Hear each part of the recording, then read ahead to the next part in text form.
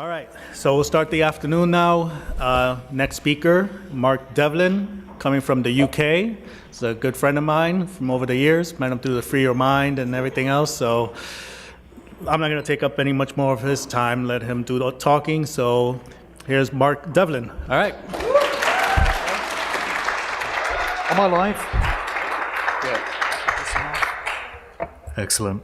All right, just want to say respect to Ivan for putting this whole thing together. I know he's getting mad props today, but it's only right, you know? So thanks. Karma will reward you, brother. Definitely. All right. For this great day. Okay. So we thought we'd put a token English accent in the mix today, you know, just as a bit of diversion from all the American dialects. So I am that guy. So my presentation is based around the book that I've just put out, Musical Truth Volume 2. It could be titled Music as Mind Control, which is the overall subject, but an alternative title could well be It's Not As If We Weren't Told. So this is addressing the concept of placing the truth of a matter in plain sight, which we'll see many times as we go along. So there's 4 parts to this. Just by way of a brief bit of background, I've been a radio and club DJ out of the UK for the last 28 years.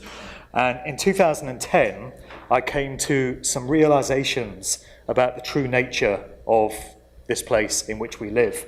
And I came to some comprehensions of who's really running the show, the groups and the networks that are controlling all these different aspects of human life, which is very different to the official version of things that we're told. I came to understand that mind control is everywhere and that I'd lived an entire lifetime under its influence. And when I discovered these things, I wasn't very happy about it because I don't take kindly to being duped. I don't like being made a mug of. So what I wanted to understand was how the industry that I'd been a part of, the corporate music industry, has played its part in culture creation, social engineering, and mass mind control over the decades. So I threw myself into that type of research. And the first result of that was my first book, Musical Truth Volume 1, which came out in 2016. That was the result of 5 years worth of research into these subject areas. I've since put out Volume 2, which came out just the other week, and it takes the story further. And I could probably write one of these books for the rest of my days, however many of them I've got left, hopefully a fair few yet, and get up to about Musical Truth Volume 73, and the story still wouldn't be adequately told. But what I'm going to do today is present some aspects from the new book. It might seem like we're darting around a bit. It might seem like these are very disparate subjects, but there are themes that tie them all together. The theme of duplicity and deception is always there, because that's what these things are done for. And the concept of placing the truth in plain sight and giving us an opportunity to understand what's being done to us is always there as well. So these are themes that bind all these things together. And there's 4 parts to this presentation. So let's dive into it. Part 1, I've titled The Second Summer of Love, 1967 Counterculture Rebooted for a New Generation. So we're on an anniversary this year. It's the 30th anniversary of the acid house scene that kicked off in the UK at the tail end of 1987, but encompassing all of 1988, which came to be dubbed by the media of the time the Second Summer of Love. There's clue number 1. I was a part of this scene, and I remember it very well. When I started to get into all this research and I came to understand that any kind of fad, any kind of trend, any kind of movement that sweeps up vast numbers of people in its wake is not allowed to evolve naturally and organically and under its own steam, but it always occurs under the direction of one of the groups or the agencies that specialize in shaping culture and steering it off in certain desired directions. So I became very interested in revisiting the acid house scene with new eyes. So the official story is it kicked off at the tail end of 1987, and we had these 4 young London DJs, Paul Oakenfold, who's the guy second from the left there, this guy Danny Rampling, who was one of the key instigators of that scene, also Johnny Walker and Nicky Holloway. So these 4 young London DJs are said to have gone out to Ibiza, They partied open air under the stars at Amnesia nightclub, and they had this kind of epiphany, this kind of spiritual awakening with the music. And they wanted to bring that whole vibe and that whole ethos back to London and start creating these new clubs, this new way of going out and partying with a kind of spiritual aspect to it connected. So that's the genesis of what came to evolve as the acid house scene in terms of the official story that we get, the Wikipedia version. So one of Danny Rampling's early ventures was this legendary nightclub called Shum. And the title of Shum is said to replicate the feeling that ravers who are on ecstasy, feel when that drug starts to take effect and stimulate chemicals in the brain. So interesting naming of that club. In terms of the smiley yellow faces that we see here, we're going to revisit those as we go on. What caught my interest about that whole scene, though, looking back at it in retrospect, was the many similarities that there were between how the UK's acid house scene kicked off and got moving and what had happened 21 years previous with the counterculture hippie scene that grew up out of California in 1967. Many, many parallels. In the 60s scene, you had psychedelic rock, all these new bands coming out with these new styles of music replacing what had been there before. This went hand in hand with a seemingly endless supply of LSD that was coming out of nowhere. And you had all these festivals and these gatherings and these hippie communes where kids were tripping out to this music and getting off their tits on this new drug, you know. And you can apply those same principles to this scene that we had in London 21 years later, where electronic dance music had come along to replace what had been there previously. You had ecstasy, MDMA, it's known as Molly these days in the US, and this had come along seemingly out of nowhere in endless supplies. And you had all these festivals and all these gatherings on that scene as well. This is how social engineering and cultural creation works when movements are created that involve these large numbers of people. And you've got to look at the big picture and the long-term effect of the acid house scene to understand why these elements of control might have been there from the start. And we can look at what that scene has led to. In 2018, we have a massive worldwide electronic dance music scene, which is popular in pretty much every country in the world and sees hundreds of thousands of young people going out every single weekend listening to digitally produced electronic music, quite often under the influence of mind-altering drugs, and all together in these communal kind of gatherings. It's an absolute phenomenon, and again, it would not have been allowed to have evolved that way without some kind of input from agencies such as the Tavistock Institute, the Frankfurt School, the Esalen Institute, Stanford Research Institute, MIT, Massachusetts Institute of Technology, Harvard and Yale, Oxford and Cambridge universities. These are all organizations that specialize in making sure culture and value systems and people's perceptions go off in desired directions rather than just evolving randomly.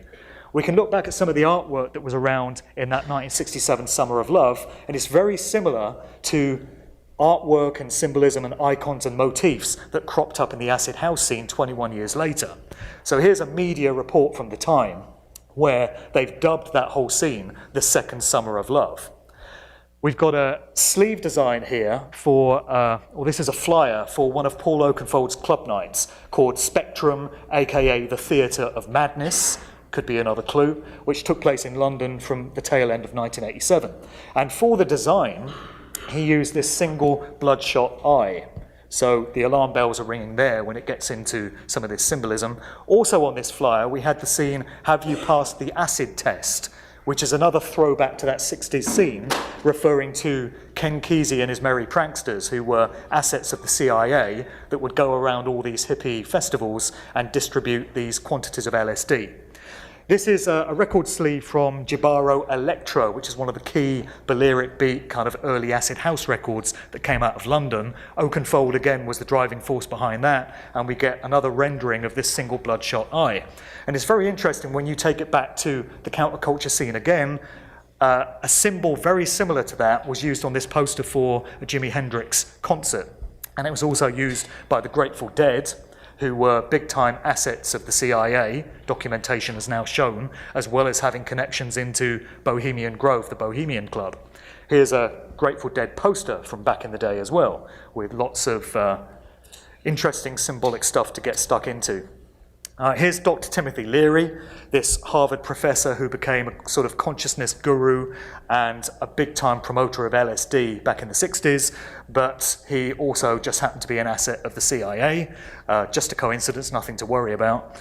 But it's interesting that on a whole bunch of these acid house records that came out of London in the late 80s, Leary was being sampled, vocal samples, the phrase turn on, tune in, drop out was being used. It's as if clues were being planted to subliminally let people know that this scene came from the same kind of agencies and groups that the previous scene had. It was just a rebooting for a new generation on the opposite side of the Atlantic.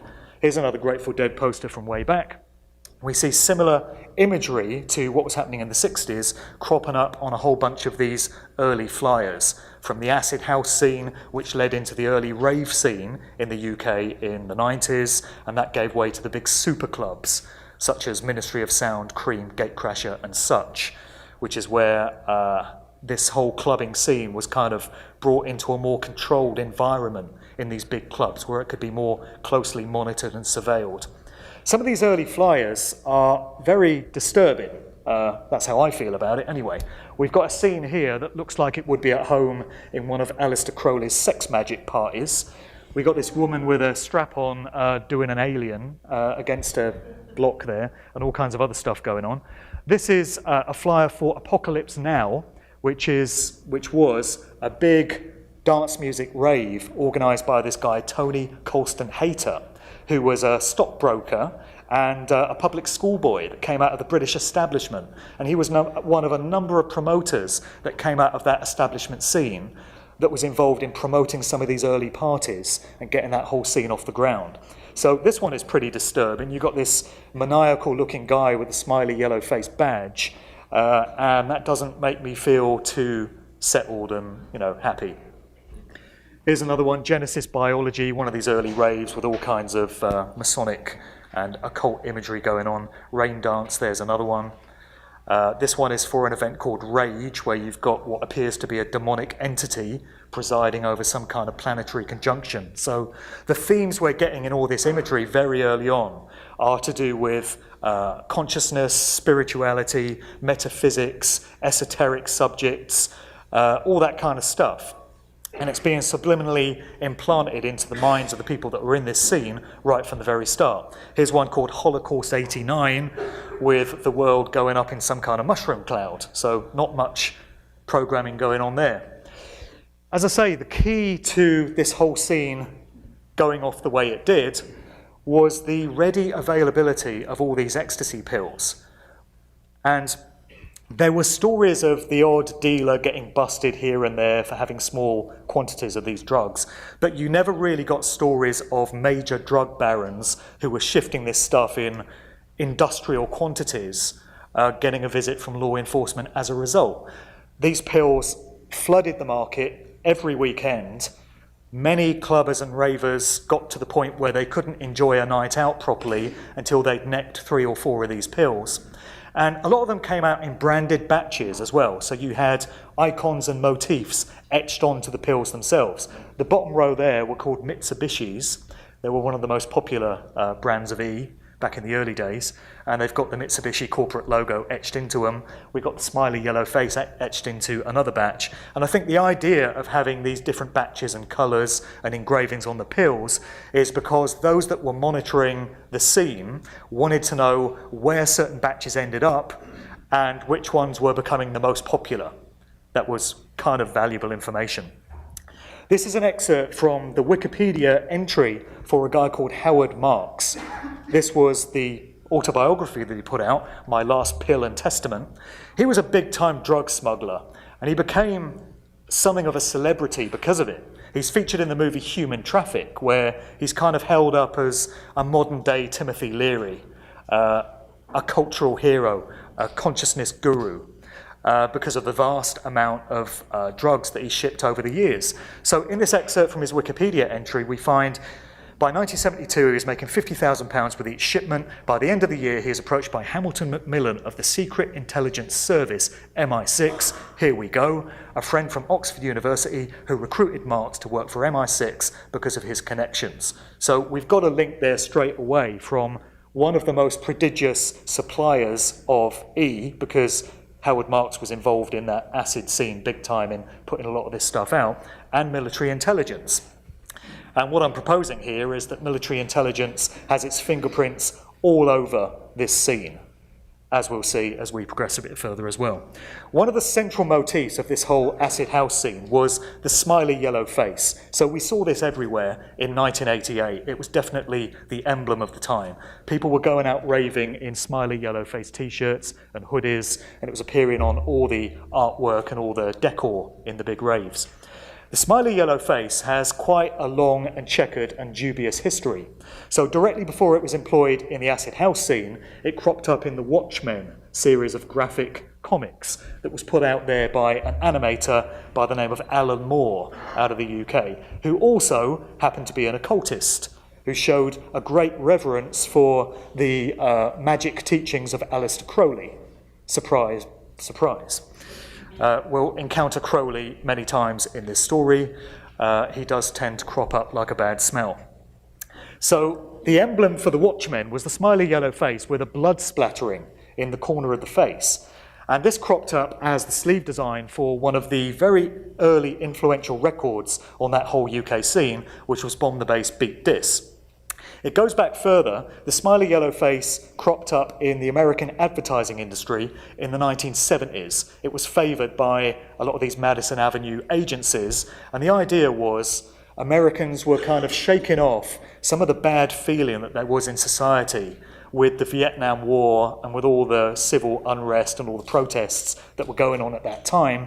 And the idea of the smiley yellow face was to just make people feel a bit happier and feel good about life. So it was used a lot in that context before it was then adopted by the Watchmen in a slightly more sinister context. But it gets more sinister still, because in the book I have a section detailing what's come to be known as the smiley face killings. This is a series of murders of young men, and the pattern is always the same. These are guys of college age. They're usually athletic and high academic achievers, and they're last seen on their way home from drinking at bars or clubs or parties. The next thing anyone hears about them, their bodies wash up in water somewhere. So it's a lake or a river or a creek. And in the vicinity of many of these murders, a smiley yellow face has appeared daubed onto a tree or a rock or somewhere in the vicinity. These murders have occurred all over the States, so it can't feasibly be the work of one deranged serial killer going around doing the lot. It's got to be coordinated by a network. But it's quite infuriating that the police and the mainstream media don't seem to be linking these various murders together and making a pattern out of them. So when you see them reported, they're presented as if they're a series of random standalone events. Recently, we've had similar occurrences happening in the UK. The pattern is the same. It's these young men last seen going home from bars or parties, and their bodies then wash up in water. There's been a concentration of these in the West Country area, Bristol, Bath, that kind of region, and also in Manchester. And not in all cases in the UK, but in a few, and in most of the cases in the US, you get the smiley yellow face left at the scene of the killing. So I'm suggesting that there's a little bit more to know about this particular motif. It's got a very dark and checkered history, and we really should ask ourselves why it came to be adopted as the central icon of that whole acid scene. Looking long term then at what that all led to, it brings us up to present day, where we've got these massive dance festivals with hundreds of thousands of young people in attendance at a time. Many of them take place in sports arenas or in extremely large venues where you'd ordinarily expect bands like U2 to be playing.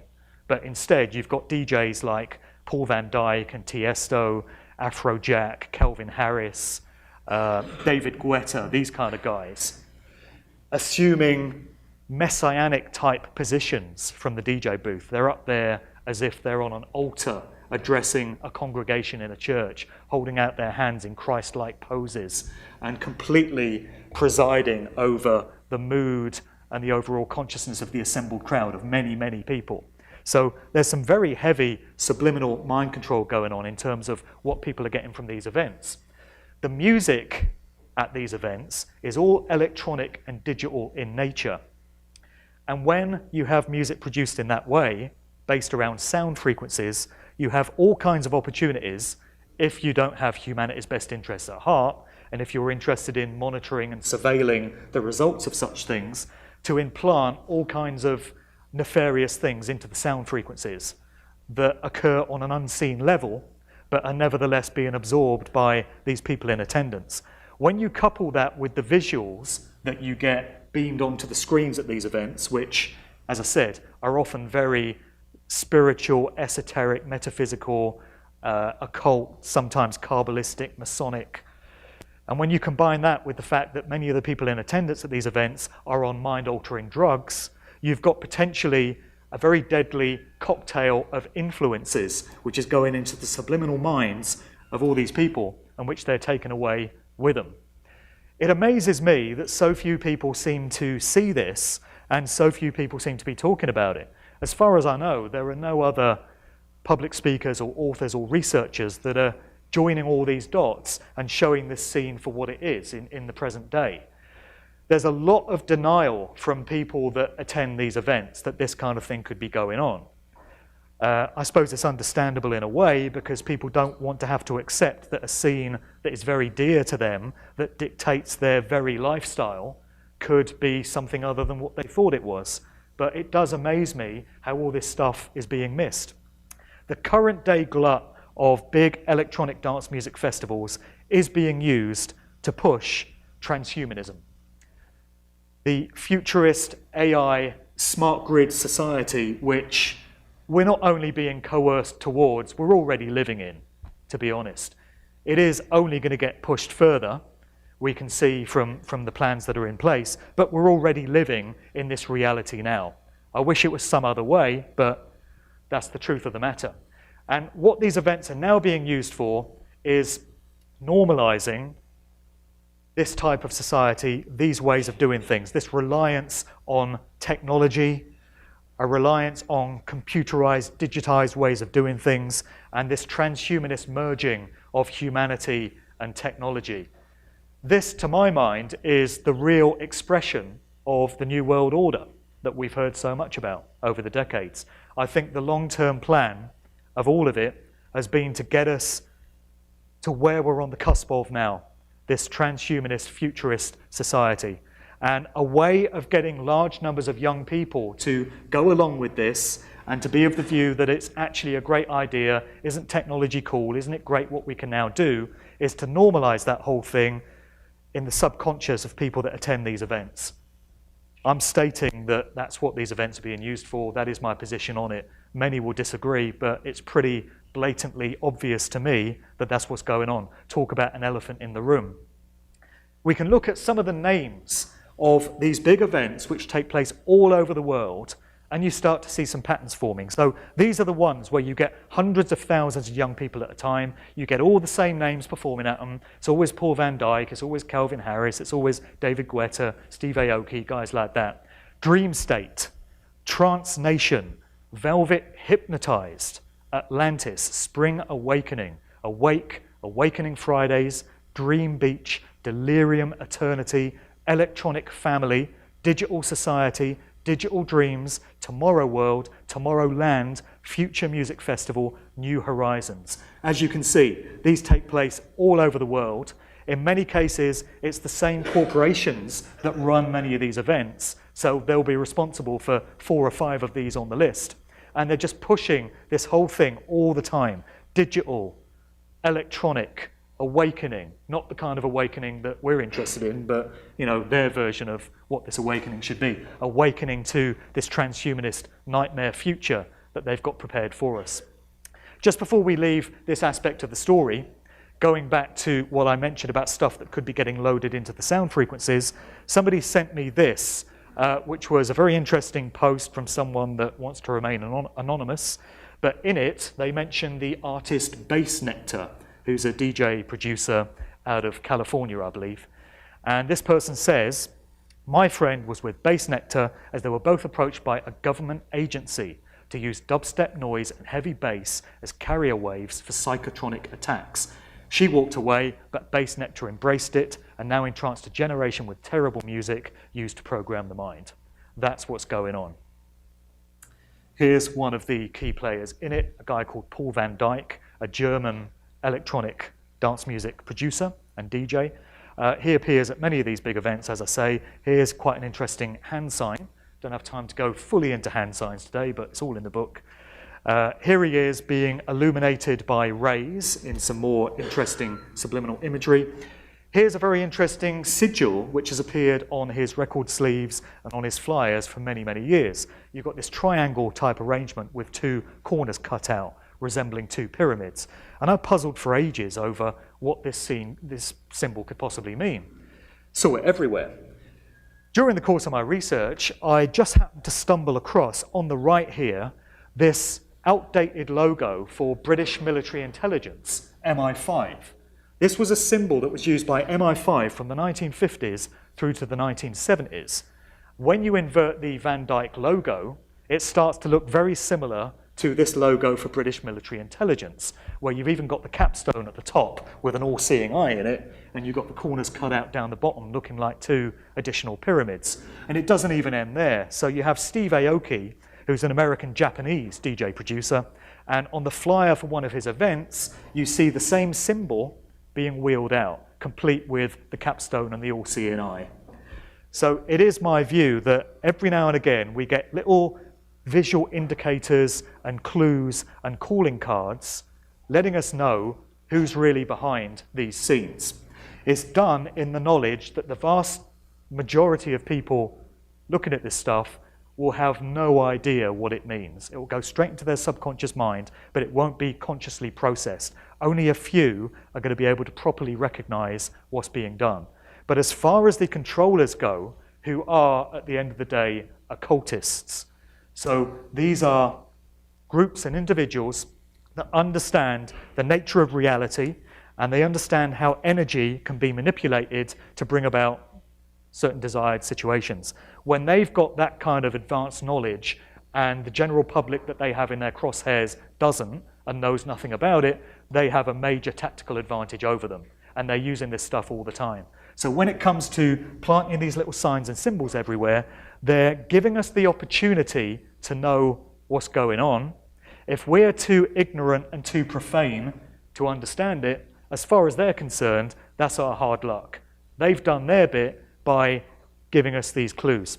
It's revelation of the method. It's placing the truth in plain sight. It's their way, in their minds, of cheating the karma that would ordinarily come down on them. They feel that by letting us know what's going on, when we don't object, they've gained our tacit consent, because consent is very central to how these spiritual dynamics work. We're going to see some more examples of that as we go on as well. This section is called No More Heroes, and it's all about these individuals that people elevate to revered positions. We put them on pedestals, whether it's politicians that we happen to like, whether it's celebrity chefs that we see on TV, whether it's favorite Hollywood actors, whether it's sports stars, or whether it's musicians, or even DJs and producers.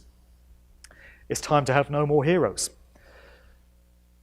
During the course of the research for this second book, I've got a lot into culture creation, social engineering, and the concept of lifetime actors. Lifetime actors is a term that was coined by the researcher and author Joe Atwill. And what it refers to is people that we think of as one thing, so a politician, an actor, a musician, and they're in the public eye because of that, and they become a household name. So you can stop the average person in the street and say, have you heard of Arnold Schwarzenegger? Have you heard of Tim Peake? Have you heard of Timothy Leary? And people are going to say, yeah, of course I know who that is. So the idea is that anyone that has attained that level of familiarity is going to have had their career facilitated for them. They're going to have been placed there. You wouldn't have ascended the ladder and got to that level of fame and recognition under your own steam, in the same way that fads and trends aren't allowed to develop in that way. It's all made to happen. So the whole world of lifetime actors and culture creation makes you question so many of those that you've put up there on a pedestal and that you've looked up to.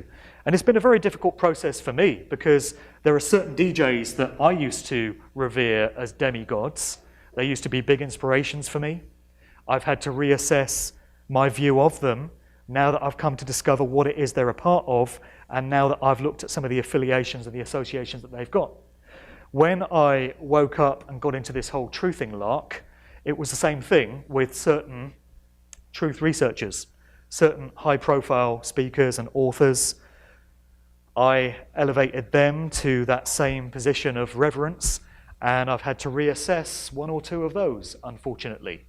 So it's a difficult process for people to come to terms with. And what I do, and what many other researchers in this field do, is a very difficult job, because nobody wants to hear that their personal hero or their guru may not be all they thought they were, or that there's more to know about them. I'm not out to try and piss on anyone's parades. I don't take any joy in telling people that a scene or someone that they've looked up to is manipulated or is the result of military intelligence or something like that. It's just when I come to comprehend that this is the case, I feel a responsibility to communicate it to other people so that they have the chance to accept that information. They may well scoff at it, they may well reject it, but now they've heard it. They've got the opportunity to look into it themselves if they choose to. So we've got to stop having these heroes. We've got to start recognizing that we are the only heroes that we need. We've got to be our own individual heroes. You don't really know what the background is of these people. You get the public version of them, you get the Wikipedia version, which is all the surface gloss and all the polish and, you know, the version of this person that they want you to see, but you don't really know who they are. With yourself, you know you can trust yourself, and often you're the only person you know you can trust. Getting into some lifetime actors then, so much of why they're placed there comes down to their bloodlines. It's all about ancestry, genealogy, the bloodlines that they come from, going through the generations. And you discover some very surprising things when you delve into this whole area. David Cameron, the former British Prime Minister, is 13th cousins with Kim Kardashian. Who would have believed this is the case? So you have different expressions of the same bloodline. One of them has been ushered into this influential position as British Prime Minister in the world of politics. The other one is Kim Kardashian. And I've actually got no idea what she does. So she's famous, but nobody seems to know why she's famous. So that's an example of a facilitated career. And we now understand why she's in that prominent position and somebody else isn't. This is Kim Kardashian with Marina Abramovich, who's the witch that was involved in the spirit cooking dinners connected to that whole Pizzagate mess. So interesting company that she keeps. Back to David Cameron. Cameron and Boris Johnson, the former mayor of London, are 8th cousins. They both attended the Bullingdon Club out of Oxford University, which is a kind of fraternity quite similar to Skull and Bones. I guess it's Oxford's version of that. And they were there in the same year. Also there was George Osborne, the former Chancellor in the UK. And then all three of these emerge into the world of politics at exactly the same time. And the public is asked to believe that they all just got there randomly by working hard and, you know, that's all there was to it. These people are placed there. David Cameron is 5th cousins with the Queen of Germany. Sorry, England. So, you know what I mean. So that must mean that the Queen is in some distant way related to Kim Kardashian. What the fuck? It's a total mindfuck.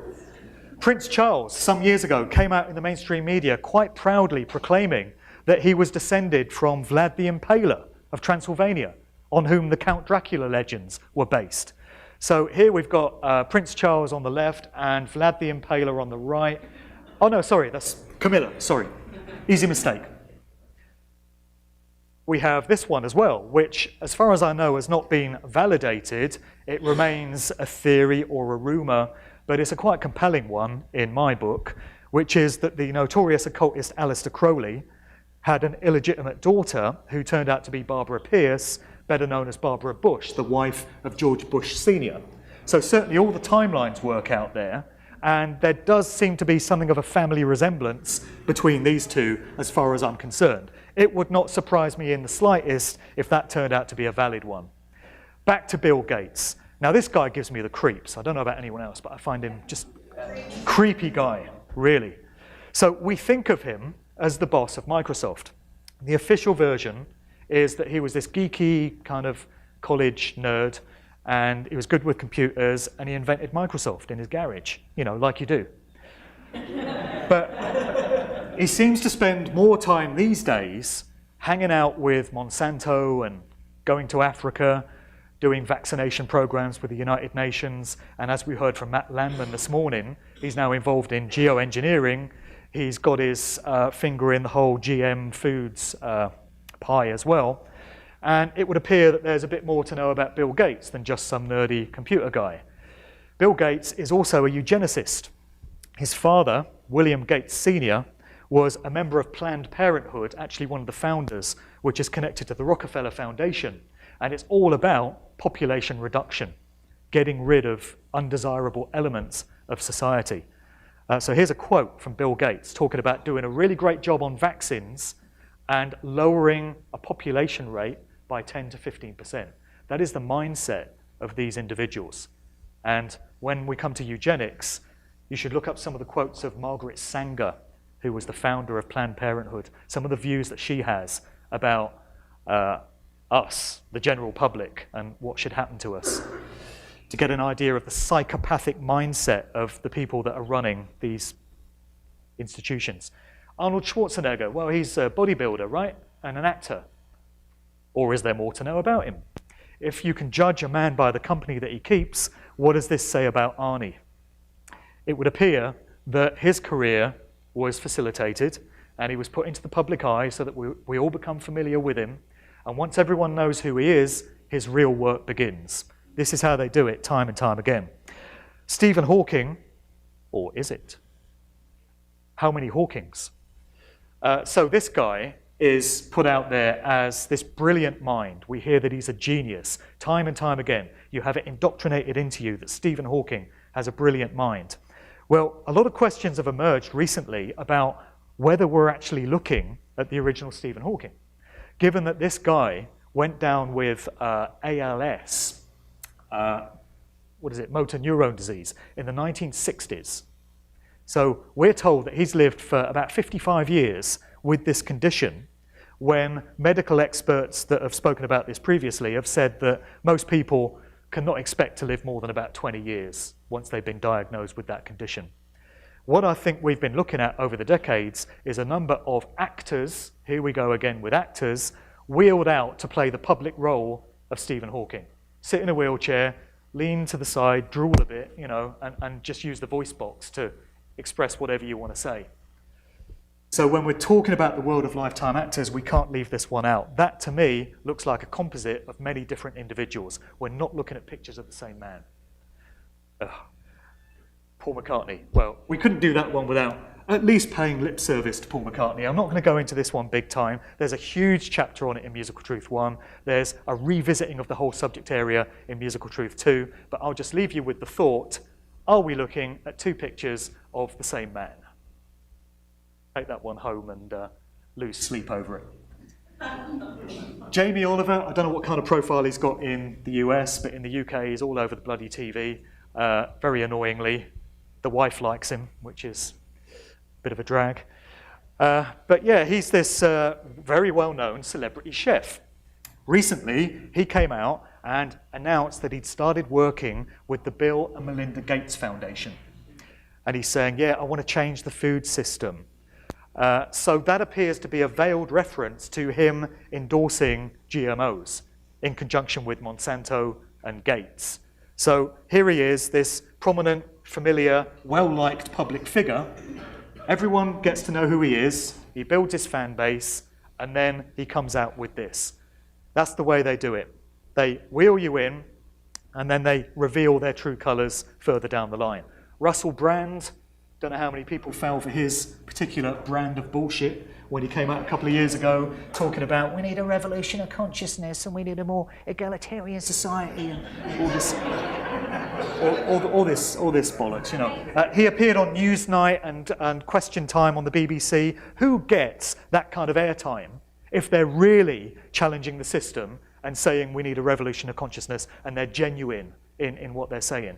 I think we've all seen the true colours of Russell Brand now. I think a similar thing has happened in the US with Jim Carrey recently, right? So he's been doing a whole bunch of interviews and he's been talking about consciousness and his awakening and all this kind of thing. Jim Carrey is an actor. Russell Brand is an actor. You know, actors rehearse scripts. They memorize them. They recite them on cue. Can you really trust a Hollywood actor that is moving in those kind of circles at that kind of level? Can you really believe that a message they're going to put out on mainstream media is going to be genuine and is from the heart? Or is it going to be manipulated and contrived in some way? More heroes. Gordon Warson, who's the guy that, he was actually a propaganda officer for JP Morgan Bank. And then in 1957, he went down to Mexico and started researching the effects of psilocybin mushrooms, magic mushrooms, and came back, had a big Time magazine feature done on him, and became a new consciousness guru for magic mushrooms. This was a precursor for the counterculture that was about to come in the following decade, where it was all about LSD and all the rest of it, and Warson kind of got people used to the idea of psychedelics through magic mushrooms. But his connections speak for themselves. There are memos and correspondence that has come to light in recent years showing that he was in the employ of the CIA. And actually that trip down to Mexico was paid for by the CIA's MKUltra program, Subproject 58. There's a pay requisition which has become available. I think it was Jan Irvin of Gnostic Media that put that out into the public. And so we now know who he was. Terence McKenna, again, revered as this consciousness guru, this guy that talks about the uplifting aspects of psychedelics. But he made a very interesting comment, which I don't have here, but it's in the book, at the Esalen Institute in California when he was speaking there in 1994. And he mentioned that he was hiding out down in Panama in 1971, and he got a visit from the FBI. He said, they called up with me and they invited me to be on their payroll. They said, a guy with a mouth like yours could have a job with us. And he said, from that point on, I've been working in deep cover positions about which the less said, the better. So that seems to be an admission from the horse's mouth that this guy, at least for a time, was working in conjunction with the FBI. So are they ever who we think they are? Leary, again, big CIA connections. The Grateful Dead, this group that were very much the poster children, I guess, for that whole counterculture, turn on, tune in, drop out psychedelic scene. As discussed, connections there to the CIA, connections to Skull and Bones. Pretty much by their own admission, you know, members have talked about their connections to the CIA. So it wasn't this organic grassroots band that just grew up out of that whole scene. They were clearly placed there by certain agencies that make these kind of things happen. A really classic example of lifetime actors going back to that same period would be Jim Morrison of The Doors. He's pretty unrecognizable here, right, on the left. This is the original clean-cut collegiate Jim Morrison with his dad, Admiral George Stephen Morrison, on the bridge of his father's ship that he commanded. And this is a very well-known fact now, largely as a result of the work of Dave McGowan in his book Weird Scenes Inside the Canyon, where he exposed the fact that Jim Morrison's dad was the Navy admiral in charge of the fleet of ships involved in the Gulf of Tonkin incident, which kick-started the Vietnam War and embroiled America in that whole affair. So what we have is a rock star who is thought of as being anti-war, anti-establishment, stick it to the man, youthful rebellion, all of that, the poster child for that whole ethos. And his dad pretty much started the bloody Vietnam War. You know, how do you reconcile those things? Well, when you come to an understanding that these cultural heroes that we have given to us, because that's what happens, we don't select these people, it's not the general public that make them big, they're presented to us, then they're the ones that they want out there, because they're the tried and trusted chosen ones that are going to fulfill these agendas that they have in mind. Just by way of another example, I remember a few years ago, a DJ friend of mine, this would have been in about 2007 probably, said, the next big artist to look out for is Lady Gaga. She's going to be huge. I said, well, how do you know she's going to be huge? And he said, trust me, she's going to be the next big thing. So he'd had it suggested to him that there's this new artist about to emerge and she's going to be very influential. And that's exactly what happened. So if it was the general public choosing which pop stars they like and choosing which actors they like, then you wouldn't be able to predict accurately which ones are going to be the next big thing. But it's pretty obvious the ones that are. And it's also pretty obvious who the key players are because we get these little reminders and these little signs and symbols. Again, placing the truth in plain sight, giving you an opportunity to know. Bono kind of speaks for himself, as do his affiliations and connections. There he is, hanging out with all his mates. This one's a classic. The Police, the group The Police. So in the book, I'm delving a little bit into the backgrounds of some key players from the punk and new wave movement. And when it comes to the group The Police, they are very much the product of a CIA family, the Copeland family. So the patriarch of that family, Miles Copeland Sr., was a big-time career CIA guy, and he had 3 sons who he put to use in the music industry. So you had Miles Copeland Jr., Ian Copeland, and Stuart Copeland, who's best known as the drummer with the Police, and they all formed companies within the music industry. One of them was called Copeland International Artists. What are the initials of that again? Another one was called Frontier Booking International, and another one was called International Records Syndicate. And then you had the Police. So talk about taking the piss. Some more backgrounds, I'll just very quickly whiz through this, but we're looking at the group Talking Heads and the spin-off Tom Tom Club, and 2 of the key members were Tina Weymouth and Chris Frantz. When you look into who Tina Weymouth's father was, Ralph Weymouth, you find that he has connections with the architect of the Grand Louvre Pyramid in Paris, involving the placement of the iconic glass pyramid. There's further connections there to Yale University, JP Morgan Bank, the Astor Place Bank, a connection to the Federal Reserve System, and even the 1910 meeting at Jekyll Island that brought that whole thing in. Family connections for days. Dave Grohl of the Foo Fighters, his father, James Harper Grohl, worked as an assistant to Robert A. Taft Jr. His father was the 27th President of the United States, and his father was a founder of the Skull and Bones occult secret society. But Dave Grohl just got there through working really hard, playing a few gigs, and crossing his fingers for good luck, honest. Ed Sheeran. Why is Ed Sheeran everywhere now? This is just the latest manifestation of this. Ed Sheeran is all over the bloody radio. He's getting played on black music stations, hip-hop stations. Why? He's been selected to perform at the wedding of Prince Harry and Meghan Markle.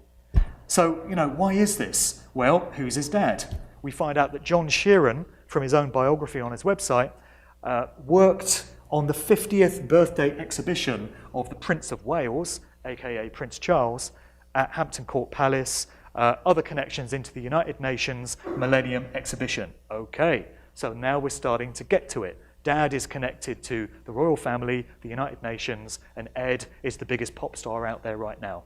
That's the way this thing works. Part 3, let's go through this one really quickly. In the book, I've got a section on the deaths of Prince and George Michael, both in 2016. And the large amount of apparent foreshadowing of these events that appeared in popular culture leading up to it. So this is aspects of what is known as predictive programming. I'm going to go through the Prince stuff really quickly. Prince's death on the 21st of April 2016 coincided with the 90th birthday of the Queen of Germany. England, must stop doing that. So we got the story that purple is a colour that's associated with royalty. And so to mark the Queen's birthday, they did things like drench Niagara Falls in purple. And it was all to do with the Queen's birthday. And then Prince just happens to die at the same time. You know, just could have happened to anyone. At that same time, we had a brand of beer coming out from Green King, the biggest brewery in the UK, called Purple Rain. And they said, oh, this is to mark the Queen's birthday, you know. But then Prince died, so they said, oh, well, it's quite a fitting tribute to Prince as well, isn't it, really? Considering he was most associated with the title Purple Rain. Let me go through some other stuff really quickly. I'm going to get on to George Michael now, because this really is mind-blowing, and this is another elephant in the room. So George Michael is reported to have died on Christmas Day 2016. In the UK, we got the announcement of his death around about 8:30 in the evening on the TV. Immediately prior to that, the two biggest British soap operas on telly, Coronation Street and EastEnders, watched by millions and millions of people, both made direct references to George Michael and specifically Last Christmas. So we have a singer, arguably best known for the line, "Last Christmas I gave you my heart," ending up dying on Christmas Day of reported heart failure. But don't worry, that's another coincidence as well. So direct references to Last Christmas specifically in those two shows. Then we can look at some of the movies that came out in 2016. There's this one, Keanu, this comedy, where the big joke is you've got this guy who's a bit of a street hood, he's a bit of a badass gangster, and he's into George Michael's music. So that's his sensitive side. He's a big secret fan of George Michael. And he kind of goes into this altered state of consciousness and finds himself in what seems to be heaven with George Michael next to a jukebox, straight out of his Faith video, this kind of ghostly apparition of George Michael. And the song Faith starts playing. There's the movie Deadpool, where you have a storyline involving bets as to which famous person will be next to die. So they're not suggesting that's going to be George, but Careless Whisper plays over the closing credits. You have the musical La La Land, where a character yells out George Michael's name for no apparent reason. A short while earlier, 2013, there was a British comedy called Having You. Two characters go into a public toilet. One of them says, "Careful, you might encounter the ghost of George Michael." The other one says, "George Michael's not dead." And his mate goes, "Isn't he? I could have sworn he was dead." And when you factor in the unfortunate incident that George Michael was associated with on Hampstead Heath in London involving a public toilet, there could be a little bit more knowledge there than we give credit to. Then there's placements for his music in Zoolander, Bleed for This, Trainspotting T2, and a whole load of others. And we had this quote from George's manager who said, "It's great for George and his songs as people have become more curious about his music." So he's getting placements in all these films in 2016 and leading up to that announcement of his death, building up huge interest in his back catalogue and his music. Another one was Atomic Blonde, which I watched on the plane over here. And there's a scene where Charlize Theron's character is waiting in an apartment for these police to come, and it ends up in a big showdown. She puts on the CD player, and it's George Michael's father figure that's playing, of all the artists. So a very interesting thing about George Michael is the relationship that he had with this guy, Fadi Fawaz, who was said to be his partner. Although there are members of George's family, specifically his cousin, that have said Fadi was never George's partner, the family didn't like him, and he just kind of hung around. And there were stories after George Michael's death of this guy taking up residence in his London house, and the family were trying to get him out, and they couldn't remove him. So it brings some questions as to what his true nature might have been.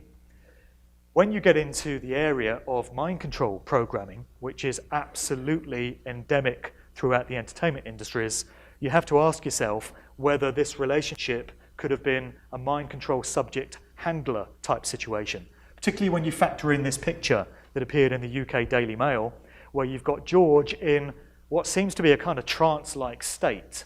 He doesn't seem to be all there. And he's got Fadi Fawaz leading him by the arm, guiding him down the street, very much assuming the role of what you'd imagine a mind control handler to be.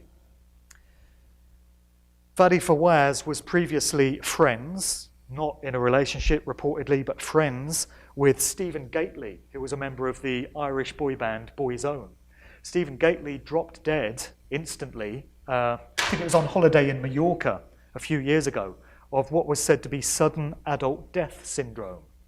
And at the time, Fadi Fawaz, made some comments to the press saying, oh, it's terrible, don't know what's happened. So not the luckiest guy to be around if you're a pop singer. I'd seek better company. All right, part 4, going through this really quickly. I did a lot of work in volume 1 on the occult symbolism that's getting placed in music videos, contemporary music videos. So output from the likes of Rihanna, Beyonce, Kanye West, Miley Cyrus, Britney Spears, Lady Gaga, artists of that ilk, Taylor Swift, Katy Perry, all the rest of them. And you see the same motifs cropping up time and time again. This is a Justin Timberlake video, I think. You got the mirror image there, which is hinting at mind control and dissociated personalities. It's also in a pyramid shape. You've got the covering of one eye. We see the rendering of a single eye time and time again. You've got this one from will.i.am and Miley Cyrus, where you've got a shattered mirror effect. That is a direct symbolic reference to trauma-based mind control and satanic ritual abuse, and what happens to a human mind when they take a child from a very young age and traumatize them.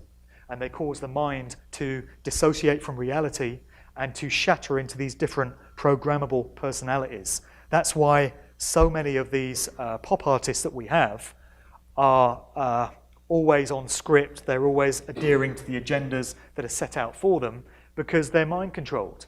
There's so much evidence to show that this is the case. You have some of these artists switching between different alters and different personalities during interviews when the programming starts to break down. But what we have here is a direct reference to the shattering of those personalities that takes place. Again, right there in plain sight. This is will.i.am pushing transhumanism, always appearing as a cyborg or a robot, just normalizing that whole thing. Katy Perry video, take your pick with the symbolism. Justin Timberlake normalizing transhumanism again. Pyramid with an all-seeing eye. The Sugar Babes depicting mind control subjects that are dissociating. When you see dolls or teddy bears or other things like that, mannequins with fractured limbs, missing an arm, missing an eye, something like that, that's all hinting at childhood trauma-based mind control as well, the destruction of innocence that takes place. So having understood how all this stuff was going into contemporary videos, I thought to myself, wouldn't it be interesting to go back to the 1980s, which is the decade where I grew up and got into music, and look at some of the videos that were getting put out in that decade to see if the same motifs and the same calling cards were there all along. Didn't know what I was going to find. Would you believe it? There they all are. And the thing about 1980s pop videos is so many of them were produced specifically for this new advent of MTV, which came along and provided a showcase for music promos to reach massive amounts of people, millions upon millions of people who wouldn't previously have had an opportunity to see these pop videos. So I went back over some of these favorite artists. Adam Ant is a great one to get into. Adam Ant is on record as being bipolar. So he's been quite open about the fact that he's got mental illness. But I would suggest that there are many little visual clues in his videos to suggest that it goes beyond bipolar and gets us into the realms of mind control programming, because all the telltale signs are there. In the video to Prince Charming, it takes place in a Masonic lodge with the black and white checkerboard floor. They're all dressed up like they're at some kind of elite, eyes wide shut style party, and there's plenty more of that to come. Diana Dawes has a cameo in this video as the fairy godmother, and when she waves her wand, Adam morphs between these different personalities. Wonder what that could mean. There he is playing the part of Alice Cooper at the end of the video. Little piece about Adam Ant's father. Again, when you do digging into the parents, it becomes very interesting. His name was Alfred Leslie Goddard. He was jailed in the 1980s for being part of an elite paedophile ring, which was involved in procuring children for use by politicians and the rich and famous. Sidney Cook, another notorious British paedophile, was connected with that ring as well, and there are connections from there going into Jimmy Savile. So this is Adam Ant's dad, who, by the way, was in the military. And when we get to military family backgrounds, that becomes very interesting as well. Plenty more of that in the book, not enough time to get into it today. Kim Wilde, subject of many teenage, happy moments for me.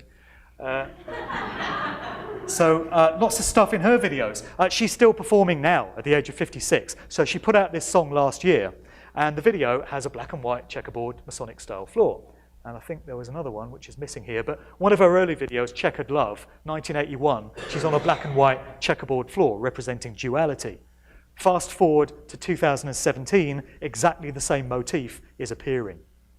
We also get this leopard in the video, and we see this motif of big cats, whether it's leopards, tigers, lions, cropping up many times as well. And this is a hint at beta programming, which is connected to monarch programming. It's all part of MKUltra. It's all trauma-based mind control. This one is sex slave programming, basically. Marilyn Monroe was the archetypal emblem of that particular style of mind control programming. It's sex slaves that are put into various positions, as Marilyn is reported to have been with JFK and others. It's just a different variation on the mind control programming, but one of the symbolic renderings that we get of it is when you see lions and tigers and things like that everywhere. So let's go back to Madonna's breakthrough song, which was Like a Virgin, 1984. She's cavorting around the streets of Venice, and you see her getting followed by this lion. Then she's being romanced by this guy, and towards the end of the video, he starts wearing this creepy-ass lion's mask, this animal face mask. Now, this really is quite unsettling. That's from the same video. When you factor in some other things, so I'm sure most, if not all people here have seen Stanley Kubrick's Eyes Wide Shut, right? And there's this elite gathering, this ritual that takes place in a mansion. Sex magic party, basically. It's part of how the elites get down. And it's full of face masks. There was a video to Ultravox Vienna from the early 80s, which is set in exactly the same kind of mansion setting. It appears to be an elite-style party. Back to Adam and the Ants' Prince Charming, similar kind of setting. Something very interesting happens when you do a Google image search with the words Rothschild Party 1972. This was a gathering of those nice people, the Rothschilds, at one of their various mansions. And people turned up with all these creepy-ass animal heads on and stuff. You know, it's not the kind of party I'd want to be at. I think it's a quiet night in with a cup of tea for me, I think, if that's the option. But many of the same emblems that we see in that Rothschild party have been cropping up in these pop music videos, from the animal heads to the mansion-type settings. And we can go, at this point, to a video from Laura Branigan from 1984 called Self-Control. The interesting thing about this particular video is it was directed by William Friedkin, who's a Hollywood director who did The Exorcist. And he cropped up as the guy behind this particular video. It's absolutely loaded with mind control symbolism depicting the relationship between handlers and their subjects. I mean, that one just speaks for itself. Back to Madonna, this was borderline, more checkerboard imagery. This one has Masonic pillars in it as well. Paul McCartney, or is it? And Stevie Wonder. Ebony and Ivory, we've got some more black and white duality there. This is, again, a mind control trigger. It's hinting at the duality that's inherent in nature, light and dark, good and evil, all that kind of thing. And we see it all over the place. Madness, one of the early Madness videos, Bed and Breakfast Man, Masonic checkerboard floor. This one is a Mr. Mister video. This one is Propaganda, Duel. This was a German band. They put out a record called Duel. It's supposed to be duel as in a fight, as opposed to duel as in dual personality, apparently. But I love this song, and it was only recently that somebody put me onto the video. And it's one of the most disturbing videos I've seen. So quite apart from the fact that you got the band on this Masonic checkerboard floor, there's a section in it, for no apparent reason, where you get a young girl walking through this corridor, and there's a sea of hands that are reaching out and grabbing her. And she's clearly, you know, hating it, and she's being molested. The next thing you see, there's an image of her in a mirror. Remember that mirrors are used to symbolize mind control and satanic ritual abuse. Next scene, she's grown up into the lead singer of Propaganda. Next scene, she's an old lady, a gran. She's got a doll in her hand. She uses the doll to smash the mirror. There's so many different icons and motifs there, all hinting at lifelong satanic ritual abuse. What the hell is that doing in a 1980s pop video? It would have been absorbed into the subconscious of the viewing general public, and 99.9% of people in 1985 would have had no idea what it meant, but it's gone into their subliminal mind anyway. More from Madness, mind control triggers, black and white patterns, particularly spinning umbrellas, have been connected with mind control programming. In the video for Tomorrow's Another Day, there they are with it all. This was a mind control victim, a satanic ritual abuse survivor, who created this picture to kind of express her sadness and her trauma. And isn't it interesting that she's drawn one of these black and white checkerboard floors to express herself? Michael Jackson, Blood on the Dance Floor, there we are again, and there's some hints at 9/11 pre-programming there, 9/11 foreknowledge. Puppets, mannequins, it's all to do with mind control, it's all to do with dissociative identities, multiple personalities. Thomas Dolby with a ventriloquist dummy in Hyperactive. Head appearing in a cube. Kate Bush, many renderings of Kate Bush, 3 versions of her, 2 versions of her. This seems to be hinting at split personalities as well. And I know people don't want to hear it about Kate Bush. I didn't want to hear it. Loved Kate Bush's music, always thought she stood out from the crowd, always thought she was something special, but the imagery speaks for itself. Also the fact that she took a CBE from the Queen about 4 years ago. And finally for this section, Gary Newman. If anyone remembers Gary Newman. He emerged late 1970s. He was all about synthesizer pop, very early days of synthesizers. But think about his name. His original name was Gary Webb. He renamed himself Gary Newman, Gary Newman. This is early transhumanism. This is them starting to normalize this agenda way back in 1979. And his whole image was kind of robotic, was kind of electronic. That's the way he put himself across. And in his videos, we get all the same kind of imagery cropping up as well. Fritz Lang's Metropolis. This is a movie coming out of Germany in 1927. And it depicted the future 100 years from then. So that's only 9 years away from where we are now. And it depicted a dystopian future where technology and cyborgs and robots were running things, and you had an elite ruling class presiding over the masses in these futuristic cityscapes. That is incredible foreknowledge, nearly 100 years into the past, of the type of society that we're heading towards right now. This has been a long-term plan. Let me start to wrap up. Globes. What could a bunch of globes be doing in mind control videos? Can't think. All right, final one in this section, going into Matt Landman's talk again earlier. Depeche Mode, one of the videos for their Enjoy the Silence. The band are filmed at the very top of one of the towers of the World Trade Center. And there's a point in the song where Dave Garn, the singer, says, "Come crashing into my world." Wrapping it all up then, breaking spells and severing ties. So this is what it's all about. The reason I do this work, the reason I try and reach large numbers of people with this symbolism, with the idea of placing the truth in plain sight, is because once you have an understanding, or a comprehension, as Ivan would say, I should stop using understand.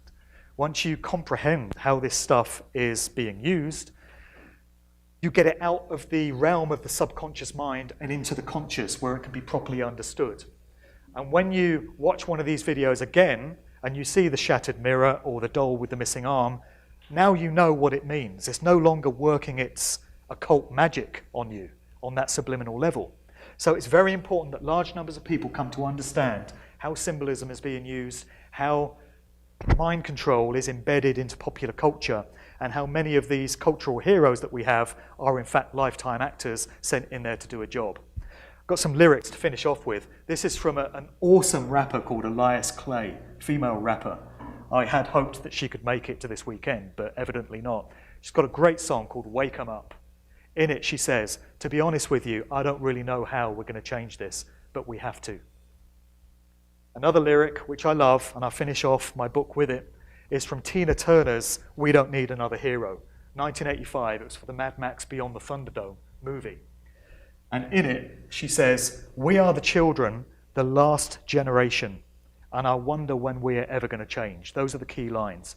I'm very conscious of the fact that my generation and the generation that we all represent is the last one that has any kind of memory of how society used to be. A time before everyone had their face buried in smartphones, a time before chemtrails, a time before the smart grid. So we bear the responsibility for heading off this madness that's waiting just around the corner for our kids and the future generation. That responsibility falls on our shoulders and our shoulders alone, because once our generation is gone, there goes that connection back to the past. So that's why lyrics like "We Are the Children, the Last Generation" resonate so much with me. And another one which really sums up the point is from the Manic Street Preachers: "If you tolerate this, then your children will be next." And that's one that's going to strike at the very core of anyone that has kids, as I do. So it's very important that we take on that responsibility. There are many ways in which we can take action against the control system that we have.